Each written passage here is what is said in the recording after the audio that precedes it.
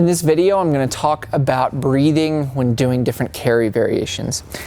So in your selection program, regardless of what it is, or even just your job, if you're military or law enforcement, you're likely going to have to carry heavy objects from time to time.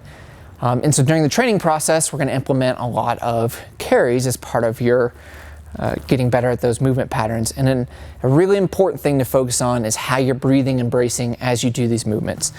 So regardless of whether the weight is at your sides, you have one, you have two, the general concept you want to think about is the ability to create enough tension to maintain a good position, but not to disrupt your breathing mechanics. So for example, if I am doing a single arm farmer carry and I have the weight in my right hand, my left side is going to have to anchor a little bit here to keep me from moving like this and putting a lot of stress on my back.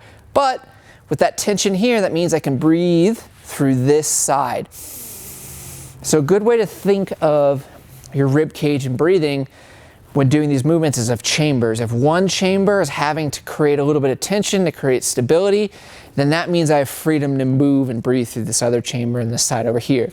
So you'll want to consciously focus on breathing and getting expansion through there, as opposed to creating a maximal amount of tension throughout your body.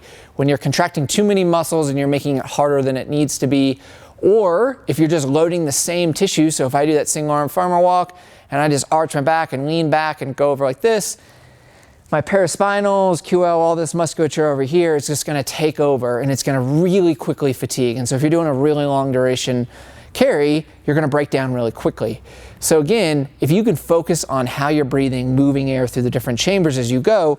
So if I have a weight in each hand, it's going to be a little bit more distributed. I should be able to continue to breathe while having a little bit of tension through my belly, through my upper chest, through my upper back. And again, being able to shift that weight around a little bit as you go to try to make it as easy as possible and put the least amount of tension possible on the muscles that are helping stabilize.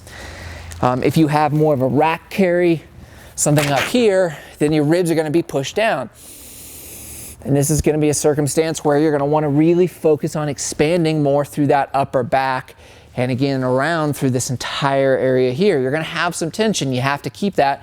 Otherwise, to create some stability, you're just going to arch your back and offload all that tension to your spine into passive tissues, which is going to lead to an injury down the road. So again, regardless of the carry exercise, you want to focus on creating just as much tension as necessary to not hang on passive tissues. And then depending on where you're keeping that tension, you want to think of expanding the other chambers throughout your rib cage that you have available to you.